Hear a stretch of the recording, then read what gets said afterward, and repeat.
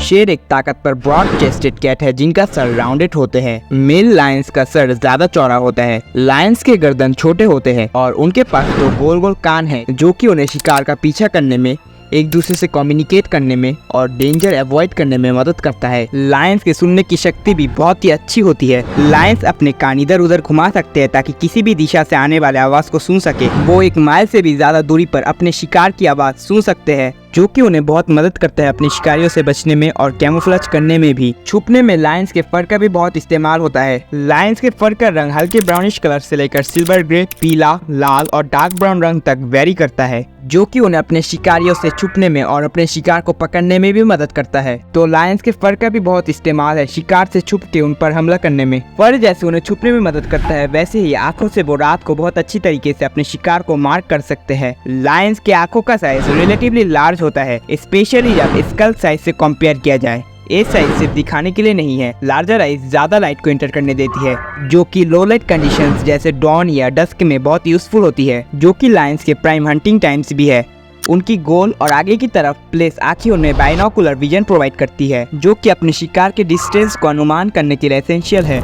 एक लायंस के आंखों के सबसे रिमार्केबल फीचर्स में से एक, जो कि बहुत से दूसरे नॉकटर्नल एनिमल्स के साथ शेयर होती है, वो है टेपेटम लूसिडम। ए एक सेल्स की लेयर होती है जो कि रेटिना के जस्ट पीछे लोकेटेड होती है। ए एक मिरर की तरह एक्ट करती है। ए रेटिना के थ्रू पास होने वाले लाइट को वापस उनकी ही आंखों में रिफ्लेक्ट करती है। ए फोटो रिसेप्टर्स के लिए अवेलेबल लाइट को एम्पलीफाई कर देती है। इससे उनकी नाइट विजन सिग्निफिकेंटली इनहेंस हो जाती है। यही वजह है कि लायंस की आंखें रात को लाइट पड़ने पर ग्लो करती है। आपका एक क्वेश्चन हो सकता है कि क्या लायंस कलर देख पाते हैं? एक कॉमन सवाल जो कि अक्सर उठता है जब हम एनिमल्स के विजुअल कैपेबिलिटीज के बारे में बात करते हैं, ये है कि क्या वो दुनिया को कलर में देख पाते हैं या सिर्फ शेड्स ऑफ ग्रे में। ये सवाल खास तौर पर प्रेडेटर्स के लिए रिलेवेंट है, जहां कलर परसेप्शन एक सिग्निफिकेंट एडवांटेज हो सकता है। लायंस कलर देख सकते हैं, लेकिन उनका कलर परसेप्शन इंसानों से थोड़ी अलग होती है। जहां ह्यूमंस के पास 3 टाइप्स के कलर रिसेप्टर्स होते हैं, रेड, ब्लू और ग्रीन, जिसे ट्रिकोमेट्रिक विजन भी कहा जाता है, वही ये माना जाता है कि लायंस के और भी बहुत सारे दूसरे कार्निवोरस की तरह 2 टाइप्स के कलर रिसेप्टर्स होते हैं, जिसे ट्राइकोमेट्रिक विजन कहा जाता है। इसका मतलब है कि वो कुछ रेंज के कलर्स देख सकते हैं, लेकिन ये ह्यूमन स्पेक्ट्रम के मुकाबले लिमिटेड होता है। वो शायद दुनिया को ब्लूज और येलोस के शेड में देखते हैं, लेकिन रेड्स और ग्रीन्स को उतना डिस्टिंक्टली डिफरेंशिएट नहीं कर पाते जितना ह्यूमंस कर पाते हैं। भले ही लायंस पूरा कलर स्पेक्ट्रम ना देख पाते हो इंसानों जैसे, लेकिन फिर भी उनका कलर विजन हंटिंग में इंपॉर्टेंट रोल प्ले करता है। अलग अलग शेड्स को देख पाना लायंस को ग्रासी टेन्स में मूवमेंट डिटेक्ट करने में मदद करता है और अपने शिकार को बैकग्राउंड से अलग दिखाने में भी हेल्प करता है। और जो कुछ कमी है उनमें वो लायंस के शरीर के बाकी हिस्से फुलफिल कर देते हैं, जैसे कि उनकी नोज। लायंस के नोज के काफी सारे फायदे हैं जो उनकी सर्वाइवल और डेली एक्टिविटीज में इंपॉर्टेंट रोल प्ले करता है। लायंस के सेंस ऑफ स्मेल बहुत ही अच्छे होते हैं, जो कि उन्हें दूर से अपने शिकार को डिटेक्ट करने में मदद करता है। उनका सेंस ऑफ स्मेल उन्हें सेंट मार्किंग के थ्रू दूसरे लायंस के साथ कम्युनिकेट करने में हेल्प करता है। लायंस अपने सेंस ऑफ स्मेल का यूज करके अपने टेरिटोरी को नेविगेट करते हैं, अपने प्राइड के मेंबर्स को ढूंढते हैं और पोटेंशियल थ्रेट्स या राइवल लायंस से बचते हैं। नोज लायंस को इंडायरेक्ट प्रे ट्रैक करने में और दूसरे एनिमल्स के सेंट ट्रेल्स फॉलो करने में हेल्प करता है। स्मेल ग्रुप के अंदर सोशल बॉन्ड्स को रिइंफोर्स करने में रोल प्ले करता है। लायंस सेंट के थ्रू दूसरे लायंस के हेल्थ और रिप्रोडक्टिव स्टेटस डिटेक्ट कर सकते हैं, जो मेटिंग और प्राइड के हेल्थ मेंटेन करने के लिए एसेंशियल है। नाक के अलावा लायंस के पास पॉस, माउथ, टीथ, टेल और भी बहुत सी इंपॉर्टेंट और यूजफुल चीजें हैं, जो कि उनके डेली लाइफ में सरवाइव करने के लिए इंपॉर्टेंट रोल प्ले करते हैं। लायंस जैसे अपने आंखों से शिकार को डिटेक्ट कर सकते हैं, नाक से सूंघकर पता कर सकते हैं कि कहाँ पर शिकार मौजूद है, और वैसे ही लायंस के पैरों के एकदम नीचे जो पॉज है, वो लायंस को छुपकर अपने शिकार के पास पहुंचने में और पावरफुल ग्रिप से उनको कैप्चर करने में मदद करते हैं।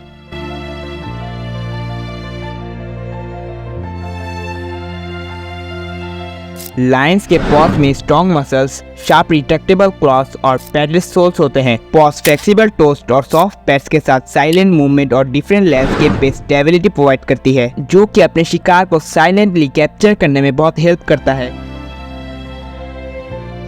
लायंस अपने पॉज और क्लॉस का यूज थ्रेट्स और राइवल्स के अगेंस्ट डिफेंस के लिए करते हैं। पॉस और क्लॉस ग्रूमिंग पर्पसेस के लिए भी यूज होते हैं, जो उनके फर को क्लीन और पैरासाइट से फ्री रखने के लिए मदद करते हैं। लायंस अपने पॉस से शिकार को कैप्चर करते हैं और अपने दांत से बाइट कर उनको मार देते हैं। लायंस के पास 4 तरह के दांत होते हैं। लायंस के टीथ उनके कार्निवोरस डाइट के लिए स्पेशलाइज होते हैं और उनके सर्वाइवल में क्रूशियल रोल प्ले करते हैं। लायंस के 4 तरह के दांत में इंसाइजर्स माउथ के फ्रंट में लोकेटेड होते हैं। ये स्मॉल शार्प टीथ फ्लैश को ग्रिप और टियर करने के लिए यूज होते हैं। और आप जो सबसे बड़े बड़े दांत देख पा रहे हो, इसे कैनाइन बोला जाता है।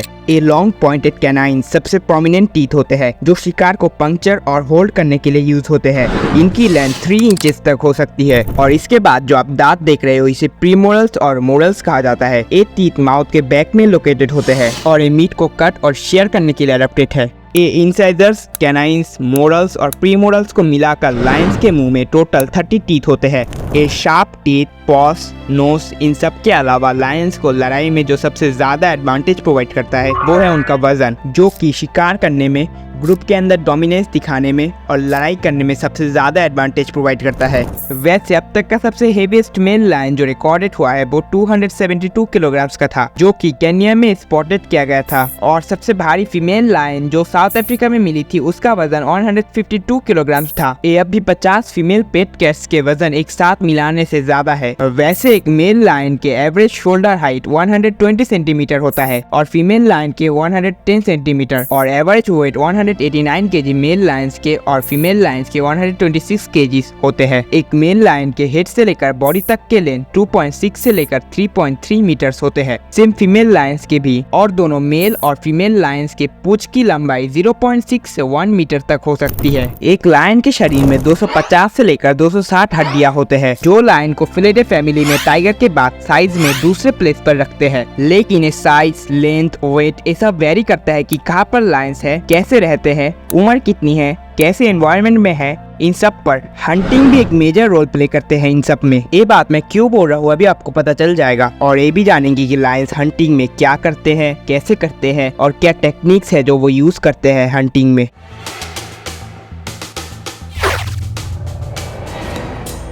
हंटिंग एक ऐसी चीज है जो लायंस की जिंदगी में एकदम कॉमन है। लायंस ज्यादातर दिन में आराम करते हैं और वो लगभग 20 घंटे तक एक्टिव नहीं होते। उनके सबसे ज्यादा एक्शंस रात में होते हैं, जब वो सोशलाइजिंग, ग्रूमिंग और डेफिकेटिंग जैसे काम में बिजी रहते हैं। लेकिन शिकार करने का पीक टाइम सुबह होता है। आमतौर पर शेर लगभग 2 घंटे चलने में और 50 मिनट खाने में गुजारते हैं। शेरों के झुंड में फीमेल्स ही सबसे ज्यादा इंपॉर्टेंट होते हैं। ज्यादातर फीमेल लायंस अपने जन्म लेने वाले झुंड में ही रहते हैं, जबकि मेल्स और कुछ फीमेल्स लायंस झुंड को छोड़कर चले जाते हैं। एक नॉर्मल झुंड में लगभग 15 शेर होते हैं, जिसमें कुछ एडल्ट फीमेल्स, 4 से ज्यादा मेल्स और उनके कुछ बच्चे होते हैं। कभी कभी झुंड बड़े भी हो सकते हैं, जिसमें 40 लायंस तक हो सकते हैं। लायंस के ग्रुप में खाना ज्यादा मात्रा में होने पर हर किसी को भरपेट खाना मिलता है। इसमें घायल और बूढ़े शेर भी शामिल है, जो शायद शिकार करने में उतने भी काबिल ना हो। पर जब खाना कम होता है तब बच्चे सबसे ज्यादा परेशान होते हैं। सोचिए जैसे बड़े परिवार का डिनर है जहाँ सबको खाना मिलेगा, लेकिन अगर खाना कम हुआ तो बच्चे को खाना नहीं मिलेगा। लायंस ये क्यों करते हैं, मैं अभी आपको उसका कारण बताता हूँ। जब शेर एक बड़े शिकार करते हैं जैसे कि बफेलो या जेब्रा, तो सब उसका हिस्सा लेते हैं, यानी कि सबको कुछ मिलता है। और कभी कभी बचा हुआ खाने से भी ओल्ड या कमजोर लायन अपने पेट भर लेते हैं। अल्फा मेल लायंस ग्रुप में पहले खाते हैं, क्योंकि उनका रोल ग्रुप में डोमिनेट मेंबर या लीडर का होता है। और ये भी हो सकता है कि ये सबसे ताकतवर मेंबर को अच्छा खाना मिलता है, जो अंत में पूरे ग्रुप के सुरक्षा के लिए फायदेमंद होता है।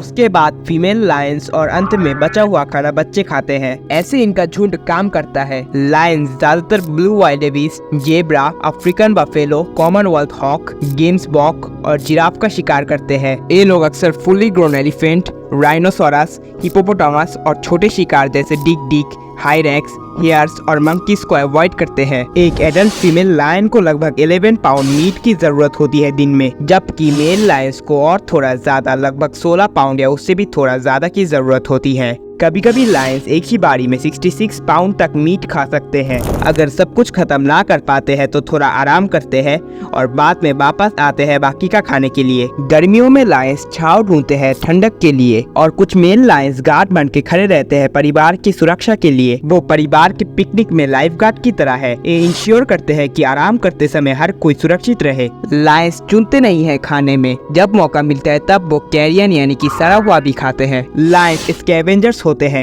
इसका मतलब है कि वो उन जानवरों को भी खाते हैं जो नेचुरल वजह से मर गए हो या फिर दूसरे शिकारी जानवर के हाथों मरा हो। दिलचस्प बात यह है कि जबकि लायंस और हाइनस दोनों कैरियन होते हैं, लेकिन ज्यादातर कैरियन को हाइनस ही हंट करते हैं। आखिर में लायन के खाने में मुर्दा जानवर का शिकार एक अहम हिस्सा बन सकता है, खासकर जब समय मुश्किल हो। शेर और स्पॉटेड हाइनस एक ही जगह रहते हैं और खाने के लिए कंपटीशन करते हैं। आमतौर पर शेर हाइनस को छोड़ देते हैं जब तक वो उनका खाना चुराने या परेशान करने ना आए। हाइनस या तो चले जाते हैं या फिर शेर का खाना खत्म करने तक दूर से इंतजार करते हैं। वो बिना किसी खाने के भी एक दूसरे पर हमला कर सकते हैं। शेर दूसरे प्रेडेटर्स जैसे चीतास और लेपर्स को भी डोमिनेट करते हैं, उनका शिकार चुराकर, और अगर मौका मिले तो उनके बच्चों को और बड़े मेंबर्स को भी मार देते हैं। वही लेपर्स कभी कभी पेड़ों पे छुप जाते हैं, लेकिन शेरनी फिर भी उनके पास चढ़ने की कोशिश करते हैं।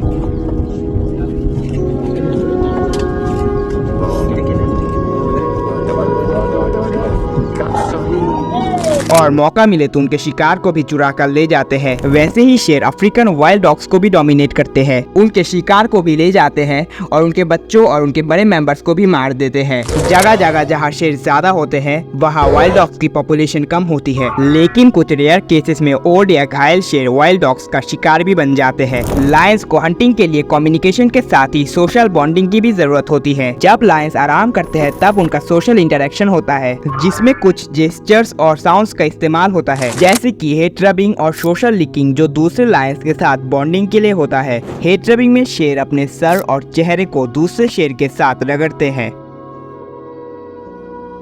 खासकर अगर वो लंबे समय बाद मिले हो या उनका झगड़ा हुआ हो। मेल लायंस के बीच ज्यादा हेड रबिंग होता है, जबकि फीमेल लायंस और कप्स आपस में करते हैं। सोशल लिकिंग भी होता है, जिसमें शेर एक दूसरे को लिक करते हैं, जो कि एक म्यूचुअल बिहेवियर है जिससे वो खुशी का इजहार करते हैं। लायंस अपने फीलिंग्स को फेशियल एक्सप्रेशंस और बॉडी पोस्चर से भी दिखाते हैं, जैसे कि ग्रिमेस फेस। जब वो किसी चीज को स्मेल करते हैं तब वो ऐसा चेहरा बनाते हैं। शेर अपने टेरिटोरी को मार्क करने के लिए विजुअल और केमिकल मार्किंग का इस्तेमाल करते हैं, जिसमें मेल लायंस यूरिन स्प्रे करते हैं और जमीन को कुचलते हैं टेरिटोरी को मार्किंग करने के लिए। उनकी आवाज भी कम्युनिकेशन का एक अहम हिस्सा है। शेर अलग अलग साउंड प्रोड्यूस करते हैं, जैसे कि ग्रोलिंग, स्नर्लिंग, रोलिंग, साथ ही पर्रिंग, पफिंग और ग्रंटिंग जैसे साउंड्स भी। रॉर खासकर रात में उनका प्रेजेंस अनाउंस करने के लिए होता है, जिसमें उनकी रॉर की आवाज 8 किलोमीटर दूर तक सुनाई देती है।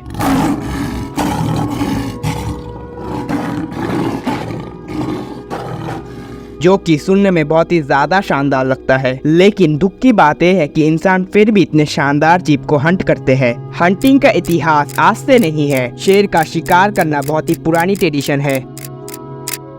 राजा और सम्राट शेर का शिकार करते थे, ये दिखाने के लिए कि वो कितने महान और ताकतवर है। वो ये शिकार खास जगह पर करते थे जहाँ से लोग देख सके। राजा अपने आदमियों को साथ लेकर जाते थे और वो ये इंश्योर करते थे कि शेर का शिकार करने और उन्हें मारने के लिए सब कुछ सुरक्षित रहे। एशियंट इजिप्ट के समय लगभग 1380 BC में उस समय फ्राउ आमेनहोटेप III ने 10 साल में अपने ही तीरों से 100 से ज्यादा शेरों को मारा था। एक और फेमस उदाहरण है लगभग 640 BC में अशेरियन सम्राट अशुरबानिपाल का। उन्होंने अपने महल के दीवारों में खुद के और शेर का शिकार करने के दृश्य को बनवाया था, जिसे द लायन हंट ऑफ अशुरबानिपाल के नाम से जाना जाता है। भारत में मुगल साम्राज्य के समय भी शेर का शिकार बहुत प्राचीन ट्रेडिशन थी। सम्राट जहांगीर इसमें बहुत ही माहिर थे। एशियन रोम में सम्राट शेर को शिकार करने के लिए, ग्लैडिएटर फाइट करने के लिए और एग्जीक्यूशन करने के लिए रखते थे। तो लायन हंटिंग कोई आज से शुरू नहीं हुआ है, ये बहुत पहले से होता आ रहा है। आज एस्टिमेट किया जाता है कि 23,000 से भी कम लायंस बचे हैं, लेकिन 100 साल पहले अनुमान किया जाता है कि लायन की पॉपुलेशन करीब 2 लाख के आसपास थे। आप सोच रहे होंगे कि इतना पॉपुलेशन गिरने का कारण क्या है। पहला तो है ट्रॉफी हंटिंग। ट्रॉफी हंटिंग एक ऐसा शिकार होता है जिसमें बड़े या एक्सोटिक जानवरों का शिकार किया जाता है और उनके बॉडी पार्ट्स जैसे हेड या स्किन को ट्रॉफी के रूप में रखते हैं। इन ट्रॉफीज को अक्सर अचीवमेंट के तौर पर डिस्प्ले किया जाता है। ट्रॉफी हंटिंग काफी कंट्रोवर्शियल है, क्योंकि सपोर्टर्स आर्ग्यू करते हैं कि इससे कंजर्वेशन और लोकल कम्युनिटीज को पैसा मिलता है, लेकिन क्रिटिक्स का मानना ये है कि ये चीज वाइल्ड लाइफ पॉपुलेशन को नुकसान पहुंचाता है,